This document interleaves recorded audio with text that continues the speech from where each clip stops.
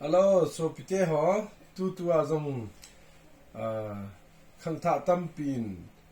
ipui pa te khanga musical instrument ne ho su ging the mu ging the ne ho ama tha ding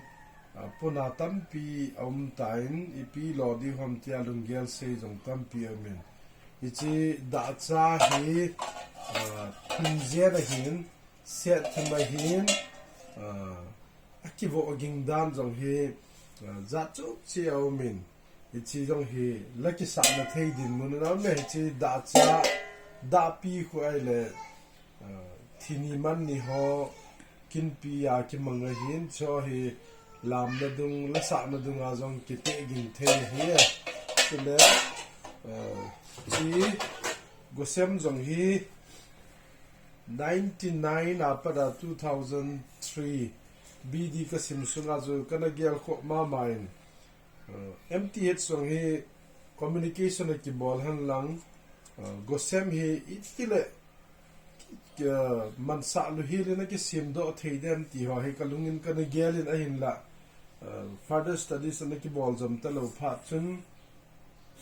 ichi anaki bol zo ta pun yan nang hi zo la ka ngai lu na ka it na pa hi be pon tu tun jong gosem thum ka nei nga ka na nei na hin la tu a hi khat asin khat chu ka na le he do in tu hin thum ka nei jen thum la hi chi bo hi a hoi sial na lai jen a bi a leng pon ni te ni hi a leng tam masanga anamu the asim the ho ki si tu sa go isim tu sa ki go jong le a boi ta ve a si tu thei jong be ta lo chi hi sa lu ta man lu ta ka nei khat chu hin ichi go sema ko hin ke jong ka thim do in te si ho mut banga ka mu theilo wangin go sem agin di dam la ki sa na di ho hu ka ki het do the jna hi chule lim le ki ti jong khat in nei win ichi hi guas ki sim loi amin ichi hi le rifle chang hi te ding in ka ging chain rifle chang pa hi ta alai na kai wa guwa jong a sim hin alai hin azanga khadaw min sila khawai sa ting le ki thing ding hi chin agina pi ding ti na hin langa sip tu na dinga chu ta ki choya che khaw hi ta hi ki ve ya cha ko na asa ji dam jong hi au min ki mo sa lo isa le kang chip che ba ki sa le hi chila ya azang neo khat pa hi flexible ta hi ki thing ding hi che khun agina pi do din salt da tai kai jong la thei be se pur chila ha hi kama ki ko ya ihu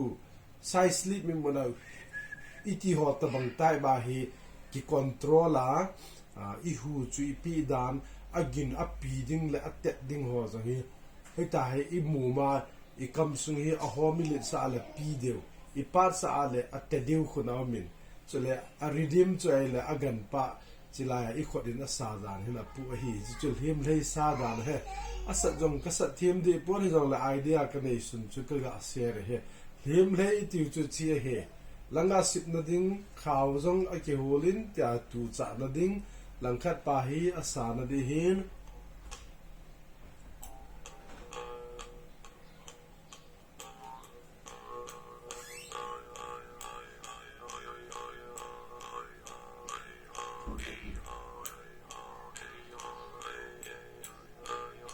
hitia chi ki sat ging he va phol ai lo la va phol len gin ho ai lo wa la hei zam sat bo jong chu chi lai ta ki bol ji hi ichi ya gir ki za thei be set pon jong the microphone ho ki man cha tu lai studio a sound ngai ta jong la do the hi chi chu tu ni a dinga kain share nom he ke ki pa e